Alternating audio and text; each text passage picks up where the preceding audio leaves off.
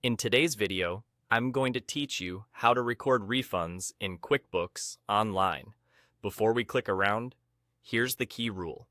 QuickBooks can only process a true refund through the refund button if the original payment was taken using QuickBooks Payments. That means the money will flow back through the same processor to your customer. If the original sale was paid another way, you won't see a refund option, you'll see void. Voiding cancels the transaction in QuickBooks, but it doesn't send money back through QuickBooks. In that case, you'll handle the payback outside of QuickBooks and simply record it with a refund receipt. Let's start with the built-in refund workflow. On the left panel, click Sales, then choose All Sales to see your full list. Find the payment or the invoice you need to refund. You can scroll, sort, or use the search bar to locate it quickly. Click the transaction, and a detail panel will open on the right. Look to the bottom right for more actions and select Refund. If you only see Void here, that confirms the original payment didn't use QuickBooks Payments. When you select Refund, QuickBooks automatically creates a refund receipt for you. Take a moment to review it carefully. Check the customer name, the date, the refund amount, and the products or services being reversed.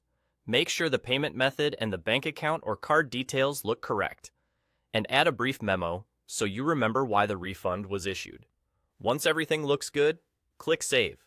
That records the refund and sends the money back through QuickBooks Payments. Now, if the original sale wasn't processed with QuickBooks Payments, you'll record the refund manually and issue the payback outside QuickBooks, such as by cash, check, or your external processor. In QuickBooks, click New at the top right and choose Refund Receipt. Fill in the customer, set the date, enter the items or the amount to be refunded, and select the account that reflects where the money is coming from. Add a memo for clarity, then save. This keeps your sales history and inventory in balance while reflecting the money you returned. And that's it. Use the Refund button when QuickBooks Payments was used, and create a refund receipt when it wasn't. Either way, you'll have a clear, accurate record of the refund in QuickBooks Online. During your regular reconciliations, the refund will appear as a bank transaction.